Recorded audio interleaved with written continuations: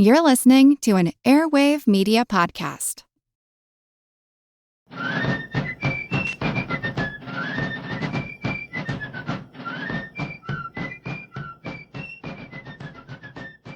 Hello, and thank you for joining the American Revolution.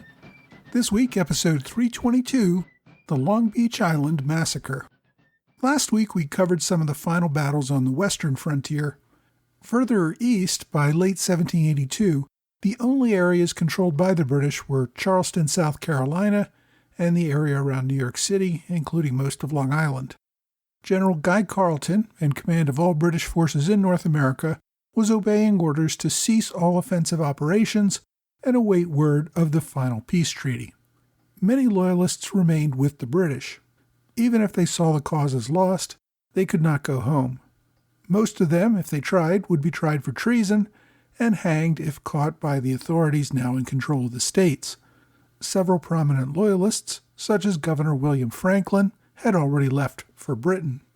There were still a few Loyalists who were living in enemy territory. These were guerrilla fighters who maintained themselves through theft and pillage. Perhaps the most prominent of these men still in New Jersey was John Bacon. Before the war, Bacon was a common laborer. He worked on a farm for the Crane family in Manahawkin, a tiny village on the South Jersey coast, about halfway between what is today Asbury Park and Atlantic City. There was almost no population in this area at the time, other than a few farms and some Native Americans. During the war, the coast attracted smugglers and thieves, making it a dangerous place to live. There's little known about Bacon before the war, other than a 1775 warrant for debts that he had owed. At some point, he left his employment with Crane and moved his family to Pemberton. There he joined the Board of Associated Loyalists. This was the group led by William Franklin, which promised 200 acres of land to any man willing to fight for the British in suppressing the rebellion. Like many of these Loyalists, Bacon, who received a captain's commission, spent his time attacking the homes of known patriot militia. His focus, however, seemed to be more on robbing them than on killing them or taking prisoners. He and his men were known variously as the Pine Robbers, or later, the Refugees. One story tells that Bacon and his gang raided a mill owned by John Holmes, threatening the miller with a bayonet until he revealed where his money was hidden. The gang then pillaged the house for anything of value and then left. Another time, Bacon received a tip that a local shipbuilder named Joseph Soper had just gotten paid for building a ship. Bacon's gang raided Soper's house. Soper managed to hide in a nearby swamp, but the gang threatened his wife and children until they revealed where Soper had buried the money. Soper, being suspicious of such a robbery, had hidden a smaller portion of the money in one place and a larger portion in the other. His wife revealed where the smaller portion was, which seemed to be enough to satisfy the gang. In late 1780, Bacon returned to New York City with 3 men who had loaded up a whaleboat with produce that they sold to the British. Near Tom's River, the local militia stopped the boat and attempted to arrest the men. Bacon shot the militia officer, Lieutenant Joshua Studson, and managed to escape. As an aside, the 3 men on the boat had nothing to do with Bacon other than giving him a ride. They ended up fleeing to British lines. There they joined the army, and then they deserted and received amnesty from the Continental Army so that they could return home. The region where Bacon operated was known and is still known today as the Pine Barrens. This is a large area of southern New Jersey that is still largely unpopulated. The pine forest's sandy soil made it unsuitable for farming or much of anything else at the time. As a wilderness area, men like Bacon could avoid detection easily. Local militia were well aware of Bacon's exploits, and that made him a wanted man. In late 1782, militia under the command of Captain Reuben Randolph searched for Bacon and his gang. During a night encounter, Bacon's loyalists killed one of the militia and wounded another before making their escape. By the end of 1782, the situation was becoming desperate for the Loyalists. As I said, Bacon had received a commission as a Loyalist captain from Governor William Franklin, but by this time Franklin had fled to London, and Bacon was a wanted man. If captured, he would almost certainly hang under the government that was now being run by the patriots. In late October, a Dutch ship ran aground on the north end of Long Beach Island, a barrier island off the coast of southern New Jersey. The ship had a cargo of tea and other valuables worth an estimated 20,000 pounds sterling. The Alligator, an American privateer, found the abandoned wreck and began moving its cargo on board its own ship.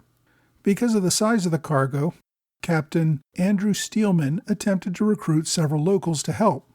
One of these locals informed Bacon about what was going on. The crew of the Alligator spent most of the day moving the cargo. By nightfall, the exhausted crew fell asleep on the beach with the cargo that was still being moved. Bacon and his men brought a ship over to Long Beach Island, crept up on the sleeping crew, and ruthlessly killed all of them, stabbing and shooting the sleeping sailors. About 20 men were killed. The attackers were only stopped when a crew from the Alligator landed on the beach and counterattacked Bacon's loyalists and chased them away. The incident became known as the Long Beach Island Massacre. It focused more attention on Bacon and his gang. Captain Edward Thomas of the Mansfield Militia and Captain Richard Shreve of the Burlington County Light Horse were tasked with tracking down Bacon's loyalists. Bacon had found his gang dwindling. Many of his men made their way to New York, where they would be relocated to Canada. About 2 months after the massacre, the militia received word that Bacon was near Cedar Creek. On December 27th, Bacon and 3 of his men were at the Cedar Bridge Tavern. The Loyalists learned that the militia were about to descend on them, and Bacon and his men only had time to build a quick barricade on the far side of the bridge. The militia arrived and opened fire. Although they were outnumbered, the Loyalists kept up a defensive fire. Knowing that their surrender would result in their execution, they really had nothing to lose. The captains thought they would capture Bacon, when suddenly they ended up taking fire from another direction. Several locals opened fire on the militia, allowing Bacon and his men time to retreat. Bacon escaped. The militia could only arrest the locals who had attacked them, and several of those locals were later hanged for aiding in Bacon's escape. The militia continued its manhunt for Bacon and his gang. 3 months later, on April 3, 1783, Bacon was eating at a public tavern owned by William Rose near Tuckerton. A 7-man detachment from Shreve's militia, acting on a tip, found Bacon in the tavern alone. The men burst into the tavern and knocked down Bacon before he could raise the musket that he had at the ready between his legs. Bacon called out for quarter, and the attackers halted, allowing Bacon to stand up. Joel Cook was the brother of a man that Bacon had killed previously. Cook just bayoneted Bacon in the side while he was under arrest. Bacon collapsed. A few moments later, he revived and tried to dash out the back door. He knocked down another militiaman, John Stewart, who was by the door, and rushed outside. Stewart managed to get off a shot at Bacon, hitting him in the back and killing him. The militia carried the body to Jacobstown, where they paraded him through the street. They dug a grave in the middle of the street and were prepared to bury him there, but before they could do so, Bacon's brother showed up and requested the body be turned over for a private burial. The militia complied, just happy to be rid of John Bacon once and for all. Another loyalist group that I've mentioned before was the Doan Gang. Back in episode 183, I mentioned some of their exploits. The core of the gang consisted of the 5 Doan brothers, Moses, Aaron, Levi, Malon, and Joseph, as well as a cousin Abraham. They came from a Quaker family, and several of them had lived with Indian tribes before the war. Now, the Doans mostly operated in and around their family home in Bucks County, Pennsylvania. There were times when the danger became too great that they moved to New Jersey, but Bucks County provided familiar hiding places and friendly neighbors who would help them. Local lore says that Moses Doan was the spy who sent a note to Colonel Rahl at Trenton, warning the Hessians that George Washington planned to attack on the day after Christmas, 1776. In addition to spying for the British, much of their time was spent stealing horses to sell to the British. Like John Bacon, their actions seemed to veer between loyalist guerrillas and common criminals. By 1778, all of the Doans were listed as traitors and had a price on their heads. Although they were nominally loyalists, their criminal activity did not focus solely on the enemy. During the British occupation of Philadelphia, Joseph Doan impersonated Lord Rawdon, the British Army's adjutant general, who was in New York during most of the Philadelphia occupation. Doan used this guise to dine at the home of some of the wealthiest families in Philadelphia, many of whom were loyalists. The hosts discovered missing silverware, cash, and other valuables after Lord Rawdon's visit to their home. According to one story, in June 1780, the Doans got the British Army to attack Elizabethtown, New Jersey, allowing them to loot the town as the British departed. Abraham Doan allegedly got drunk that night and killed the local pastor's wife as she was hiding in her home with her 9 children. In October 1781, the Doans committed one of their most valuable heists.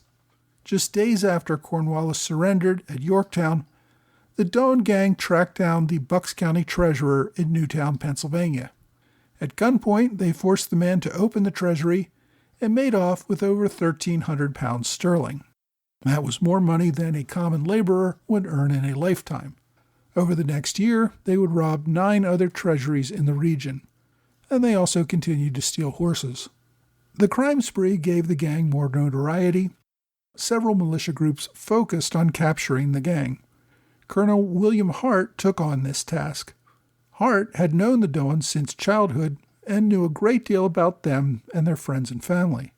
His efforts, as well as those of others, forced the Doans to flee the region in 1782, heading to Virginia. One member of the gang, James Fitzpatrick, opted to stay in Pennsylvania and keep a low profile. His profile was not low enough. He was captured, tried, and hanged in Philadelphia. This underscored the fact that the Doans would be treated as common criminals, not prisoners of war, if captured. The Doans' parents were labeled as traitors in November of 1782. Officials seized their farm and sold it at auction. The gang returned to Bucks County in the summer of 1783. They made their presence known by robbing several tax collectors in various counties, as well as the homes of several wealthy private citizens. The state assembly passed a resolution declaring the Doans were robbers, felons, burglars, and traitors, and increased the reward for their capture. At some point during an attempted robbery of a tavern, Joseph Doan was shot and captured by the authorities. He was taken to a prison in Philadelphia to await trial. His brother Moses allegedly rode a horse off a cliff to avoid capture by a pursuing posse. After that, the gang laid low at the farm of a man named Halsey, who was a friend of the gang. Halsey sent his son to go buy some flour at a local mill. The boy mistakenly let out the secret of the gang's location. Colonel Hart received the tip and rounded up a posse of 7 men. They rode to Halsey's farm and burst in on the Doans, who were taken by surprise. Hart and Moses Doan got into a fight. Eventually, Moses surrendered. Another member of the posse, Robert Gibson, then took out his musket and shot Moses through the heart while he was lying on the ground. Doan died instantly. Seeing their brother shot in cold blood, Doan's 2 brothers, Abraham and Levi, dove through a rear window. Abraham grabbed Mrs. Halsey to use as a hostage. Levi grabbed his rifle and demanded that the posse release Moses. He did not realize his brother was already dead. When the brother did not come out, Levi fired into the barn, hitting another member of the posse, William Kennedy, who would die from his wounds a few days later. Another local, Philip Hinkle, threw Moses' body on his horse and carried it to Fisherville, where the Doans' parents lived. He dumped the body at their feet, telling them, "Here's one of your Tory sons. He won't bother any of us soon again." William Kennedy's death only increased the wrath against the surviving Doans. Kennedy's funeral was one of the largest the region had ever seen. A few days later, the assembly offered a 100-pound reward for the Doan brothers who remained at large: Abraham, Mahlon, Levi, and Aaron. The same pronouncement also stated that the family of any man killed while trying to capture any of the Doans would receive 800 pounds sterling. Malon was captured in Baltimore about a month later. He managed to escape prison by cutting off part of his foot to remove a shackle. He ran from the prison and was never seen again. Based on the blood trail, most people believe that he drowned or bled to death while trying to make his escape. Years later, however, one of his brothers claimed that Malon had made his way to New York and eventually got to England. Joseph Doan, who remember was in prison in Philadelphia when all this was happening, was moved to a prison in Newtown. He wasn't executed, but he remained in custody awaiting trial. In March 1784, after the war had ended, he was found guilty and sentenced to hang. He managed to escape prison and remained at large. Years later, it was discovered that he moved to New Jersey and was living under the name of Grover. He worked as a school teacher, a profession that he had had before the war began. His wife Mary and son Moses joined him, where they lived quietly for many years. With the war coming to an end, the rest of the gang tried to remain in Pennsylvania under assumed names and hoping to avoid notice. Aaron Doan was captured in 1784 and sentenced to death by process of outlawry. Now, this was a medieval concept. It would later be banned in the U.S. with the passage of the U.S. Constitution. Someone who could not be brought to justice could be declared an outlaw, and they could be killed without trial. They were outside the law, and they had no rights under the law. Doan's attorneys took his case to the Pennsylvania Supreme Court. Former member of the Continental Congress, John Dickinson, represented Doan at this trial. The court ruled that the finding of outlawry was proper and that Doan could be executed. Before the execution could take place, though, the president of Pennsylvania, Benjamin Franklin, commuted the sentence to exile. Doan had to leave the state of Pennsylvania forever. With that, Aaron Doan left for Canada, never to return. A few years later, in 1787, Abraham and Levi Doan were arrested. They also were tried, convicted, and sentenced to hang. They made several escape attempts from prison, but were not successful. This time, there would be no commutation. The two men were taken out of Philadelphia and hanged. They were taken to the family graveyard at Plumstead, where they were buried. The Quaker meeting refused to allow them to be buried with the other Quakers, so they were buried just outside the graveyard walls. Over in New Jersey, Joseph Doan, a.k.a. Mr. Grover, heard about the executions of his brother and cousin. He decided it was time for him to leave as well. His family prepared to move to Canada, but first they went home to say goodbye to their parents. When a neighbor recognized Joseph and attacked him, Joseph managed to pull out a knife and slit the man's throat. Not wanting to kill him, Joseph helped bandage the wound and got him back to a house before fleeing the area with his family. Joseph moved to Canada near present-day Toronto. There, he resumed work as a school teacher and received a land grant of 200 acres for his service as a loyalist guerrilla soldier. His parents also moved to the region a decade later. I wish I could say he lived peacefully there for the rest of his life, but in the War of 1812, Joseph and his brother Aaron both took up arms against the Americans once again. During this war, Joseph also became a prisoner. He spent about a year and a half in custody, but was eventually exchanged as a prisoner of war. Much later, in 1823, Joseph returned to Plumstead in Pennsylvania and brought a lawsuit for the confiscation of his father's property during the Revolution. He was unsuccessful in his suit, but there were also no efforts to arrest him. He went home and lived the remainder of his days in Canada, dying at the age of 92 in 1844. Next week, the end of the war gets a little closer when the British evacuate Charleston, South Carolina.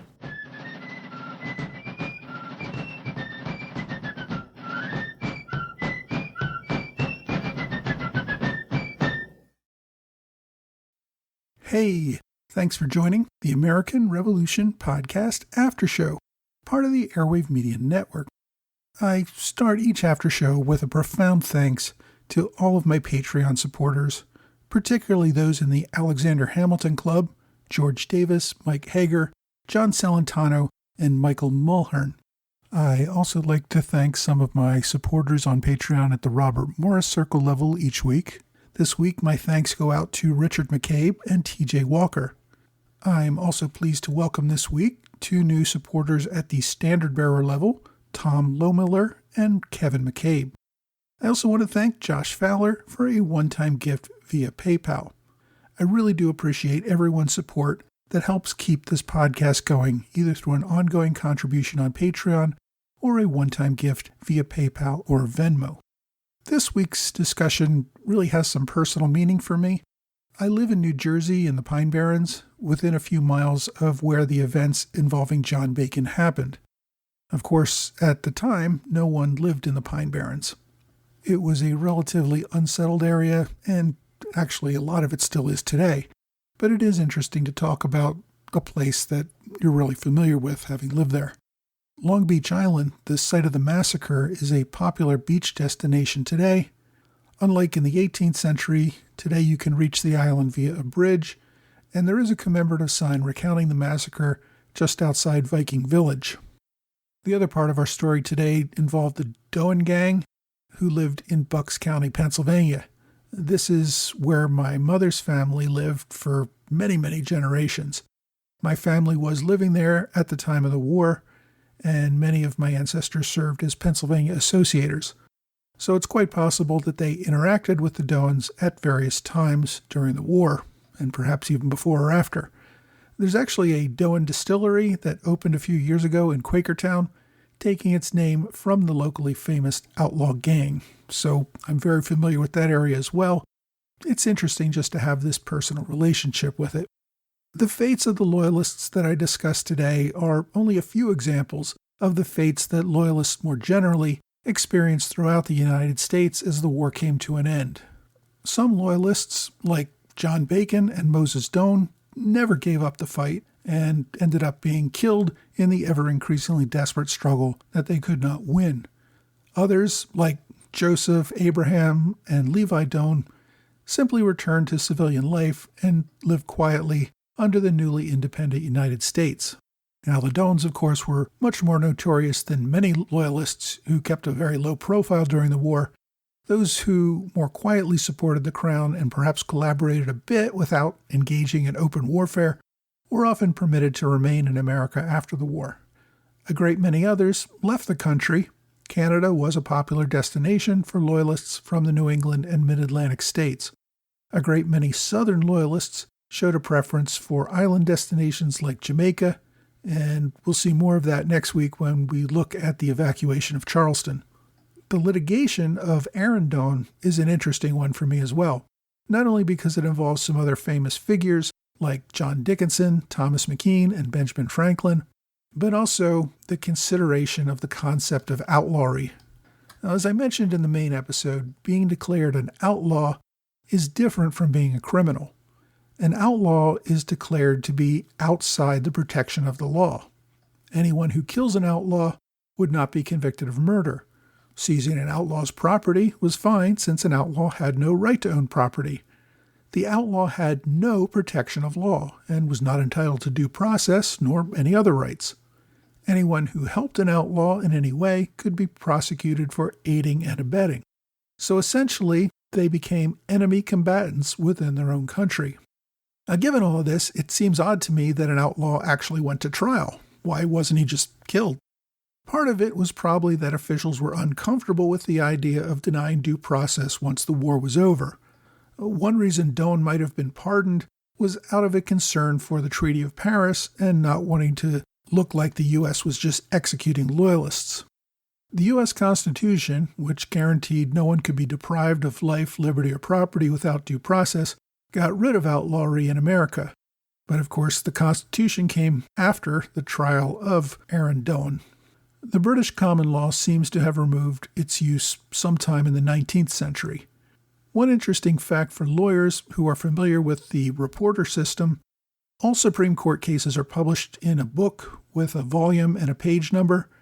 Before the Supreme Court began hearing cases in the 1790s, there were a few cases that were placed into the reporter from other courts for precedential value. And one of those early cases was Respublica v. Doan, which you can find published at 1 U.S. 86. and that's the case involving Aaron Doan's outlawry. So even though this was a case that did not go to the U.S. Supreme Court because it didn't exist yet, the case is reported in the reporter that covers all U.S. Supreme Court cases. For my book recommendation, I usually try to pick a book that is relatively current, and by that I mean maybe in the last 50 years or so. I haven't been able to find any such books that cover the events we covered this week, but there is an old book from 1843 that does. So my recommendation this week is Annals of the Revolution, or A History of the Doans by Henry Brooke. As I said, this is a really old book. It was first published in 1843. Even so, they don't have a copy of it on archive.org, but there is a downloadable copy on Google Books. There's also a reprint available on Amazon if you want the actual paper copy. It's an interesting story and one worth reading more.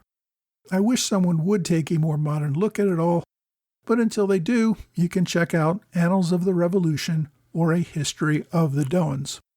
My online recommendation is An Account of the Capture and Death of the Refugee John Bacon. This is also an old account. This one's from 1847, and it was based on a presentation to the New Jersey Historical Society. If you want to read more about John Bacon and the Long Beach Island Massacre, this seems to be the source that most subsequent accounts come from. It's only a few pages long, and the entire article is on archive.org. And as always, I've included direct links on my blog and website. My question this week comes from Gary Birchall, who asks, were our Continental soldiers outfitted in uniforms consistent across regiments? And if so, what was the standard uniform? Also, if the militia would be in their homespun farm clothes, a standard dress uniform would clearly indicate to the British with whom they were about to engage, the Continentals or the militia. Well, Gary, there was an official Continental uniform. It was designed by George Washington, but even the official standards had some regimental variations. The first uniform standards indicated soldiers were to wear a blue coat. Infantry coats had a white lining. Artillery coats had a red lining. All soldiers would have a white or buff waistcoat, which is another word for a vest, and breeches, pants. Facings, that is the cuffs, lapels, and collars, varied by region. New England regiments had the blue coat with white facings. New York and New Jersey regiments had the blue coat with buff facings. Pennsylvania, Delaware, Maryland, and Virginia regiments had red facings. North Carolina, South Carolina, and Georgia regiments had blue facings with white hole buttons. Now that said, given supply issues, those standards were rarely met. Regiments often got whatever varied uniform types happened to be available. Several years into the war, a number of Continental regiments were issued brown uniforms. Some Continental units received state uniforms from their home states, which could look very different. Officer uniforms became distinct by 1780, aiming for blue coats with yellow buttons and buff linings, white or buff breeches and waistcoats, along with 2 white shoulder epaulets. In all these cases, though, supply could not keep up with standards. Many officers and men received clothing from home that varied considerably. Many times, their clothing simply wore out and became rags. I've noted in many instances when soldiers were virtually naked because their clothes simply fell apart and they had no replacements. So any possible replacement, even civilian clothing, would be used where possible, even in Continental units. Most militia wore civilian clothing. However, some militia did have distinct uniforms. There were also state soldiers who were full-time soldiers, not militia, but served full-time at the state level, and these also had their own distinct uniforms. This variety often meant that no one could be certain that uniforms indicated anything about the soldier wearing them. And given that Hessian and Loyalist regiments also wore a variety of colors and even sometimes civilian clothing, there were many occasions when a soldier could not determine if an advancing unit was even friend or foe. If you have a question you'd like me to answer, please reach out to me either via email or on Twitter, Facebook, Quora, or Reddit. Well, that's all for this week. I hope you will join me again next week for another American Revolution podcast.